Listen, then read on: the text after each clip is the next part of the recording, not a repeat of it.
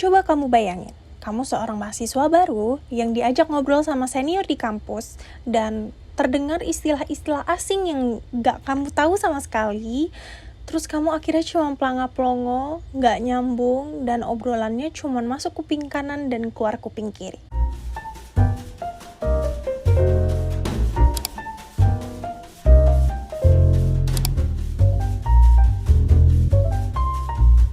Halo, aku Kirana. Di video kali ini, aku akan jelasin mengenai singkatan, istilah, dan sebutan yang ada di dunia kampus. Video ini khusus dibuat untuk kamu, mahasiswa baru. Dengan mengetahui istilah-istilah ini, kamu jadi mudah untuk ngobrol sama dosen, senior, atau bahkan jadi primadona di angkatan karena udah tahu duluan loh. Tanpa basa-basi, kita langsung masuk ke topiknya. Yang pertama, maba atau mahasiswa baru. Ini adalah sebutan untuk kamu, mahasiswa yang sedang menempuh kuliah semester 1 dan 2. Selanjutnya, cutting atau kakak tingkat. Ini adalah sebutan bagi senior kamu yang menempuh semester di atas kamu. Jadi, kalau kamu mahasiswa semester 1, kamu bisa menyebut senior kamu semester 3 dan seterusnya sebagai cutting. Selanjutnya ada dating atau adik tingkat. Ini adalah kebalikan dari cutting, di mana kamu bisa menyebutkan istilah ini kepada mahasiswa yang semesternya di bawah kamu. Jadi kalau kamu mahasiswa semester 3 dan pengen manggil maba, kamu bisa nyebut dengan dating. Istilah ini sama kayak di sekolah, disebut dengan kakak kelas atau adik kelas. Yang keempat, ada matkul atau mata kuliah. Ini sama seperti mata pelajaran waktu sekolah, cuman yang membedakan mata kuliah itu memiliki beban studi yang disebut sebagai SKS. SKS ini bukan sistem kebut semalam. SKS atau singkatan dari Satuan Kredit Semester adalah bobot dari studi mata kuliah yang kamu ambil. Jadi, SKS juga menentukan berapa lama kamu belajar di kelas. Biasanya satu SKS itu setara dengan 45 menit untuk seminggu.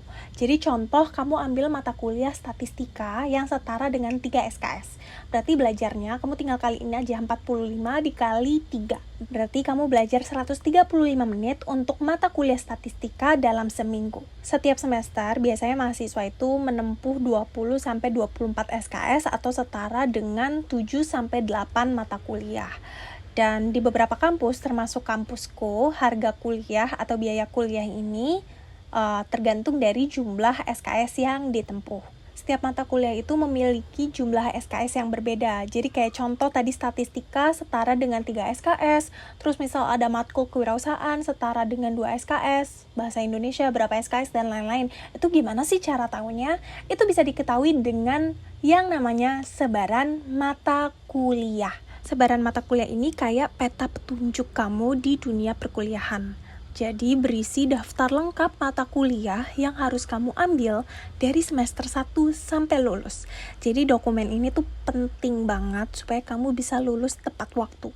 Jadi kamu gak perlu bingung, misal di semester ini aku harus ngambil berapa SKS ya, aku harus ngambil 7 atau 8 matkul ya. Nah itu gak perlu bingung karena udah ada sebaran mata kuliah dari kampus. Biasanya untuk sebaran mata kuliah ini kamu bisa minta ke senior kamu, ke rekan kamu, atau ke dosen kamu. Dengan sebaran mata kuliah, setiap awal semester kamu harus melakukan yang namanya KRS-an atau Kartu Rencana Studi. KRS ini adalah proses kamu mendaftarkan mata kuliah yang akan kamu tempuh 1 semester ke depan. Karena beda sama dunia sekolah yang tiap tahunnya tuh mata pelajarannya sama. Terus kalian gak perlu rebutan kelas karena udah ditentuin. Beda sama dunia kuliah. Ada istilah yang namanya war KRS. Kenapa disebut perang atau perang KRS? Karena kalian harus rebutan kelas itu dengan mahasiswa lain. Jadi misal satu kelas itu kuotanya cuma untuk 30 orang, tapi mahasiswa yang pengen masuk ke kelas itu ada 36 orang. Jadi ya siapa cepat dia dapat gitu.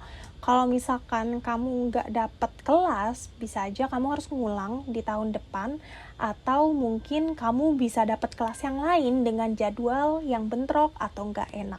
Setelah kamu berjuang selama 1 semester, hasilnya akan keluar dalam bentuk KHS atau Kartu Hasil Studi. Ini sama kayak rapot waktu kamu sekolah. Nah, di dalam KHS itu akan keluar nilai dari setiap mata kuliah, nilai UAS, nilai tugas, bahkan nilai sikap gitu. Cuman kalau nilai sikap biasanya terpisah, nggak dijadiin satu. Di KHS itu akan ada KHS terpisah gitu. Dan di KHS itu akan tercantum IPK dan IPS. IP ini adalah indeks prestasi, bedanya IPS itu ada indeks prestasi semester, dan IPK adalah indeks prestasi kumulatif. Jadi, IPS itu hanya mewakilkan nilai kamu dalam satu semester. Jadi, misal kamu mahasiswa semester 3, terus IPS kamu tuh 3,8, ya berarti itu nilai dari satu semester aja. Beda dengan IPK atau indeks prestasi kumulatif, itu adalah rata-rata dari IPS kamu semester 1 sampai semester yang kamu tempuh sekarang. Jadi, misal kamu mahasiswa semester 3, nah, keterangan IPK itu adalah rata-rata dari IPS semester 1, semester 2, dan semester 3. Nah, IPK ini biasanya dicantumin di CV. Jadi kalau misalkan kamu pengen ngelamar kerja, ngelamar part-time, itu pakai dari IPK ya, teman-teman, bukan IPS. Selesai bahas mengenai administrasi, aku akan bahas mengenai ujian. Kurang lebih sama kayak SMA, terdiri dari UTS dan UAS. UTS untuk tengah semester dan UAS untuk akhir semester.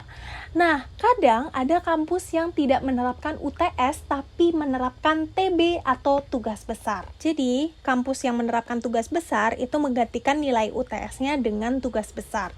Jadi contoh di kampus aku ada tugas besar 1 dan tugas besar 2.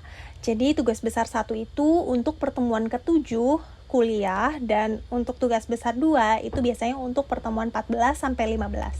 Nggak semuanya tugas besar itu untuk menggantikan UTS, ada juga tugas besar yang untuk menggantikan UAS, dan biasanya tugas besarnya tuh proyeknya cukup sulit, bisa makan waktu sebulan bahkan lebih.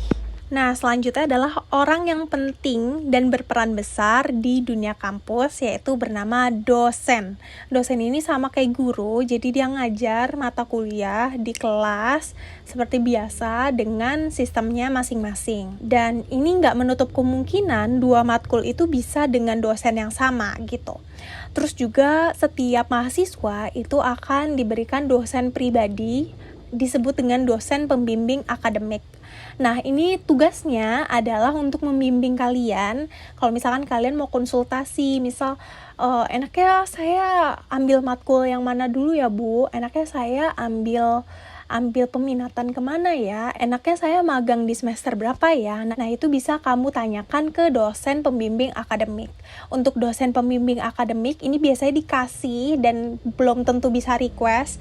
Jadi kalau bisa kalian tanyakan lebih detail dengan pihak administrasi, Bu, dosen PA saya udah ada belum ya? Saya mau banyak tanya dan lain-lain. Jadi dosen PA ini kayak orang tua kamu di dunia kampus. Lanjut ke struktur kampus, ketika kamu daftar sebagai mahasiswa, kamu kan udah terdaftar sebagai mahasiswa jurusan atau program studi tertentu. Nah, jurusan ini dinaungi oleh pihak yang bernama fakultas.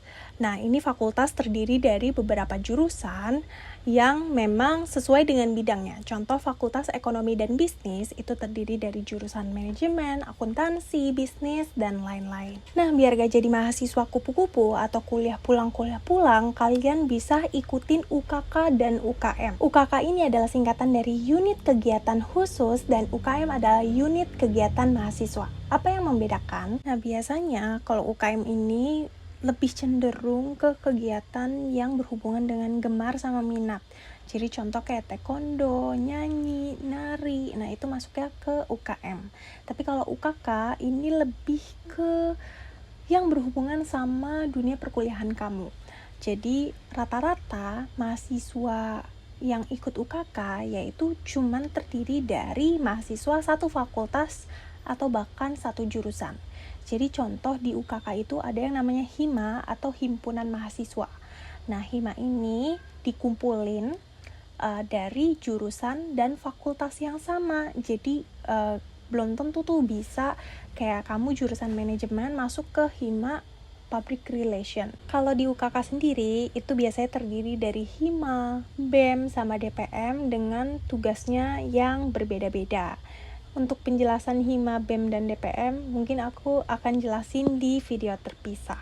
Banyak juga ya, tapi kira-kira itulah istilah yang istilahnya paling dasar untuk kamu ketahui. Itu belum semuanya, tapi seiring berjalannya waktu, kamu akan bisa lebih paham. Gimana? Jadi udah lebih siap kan jadi mahasiswa?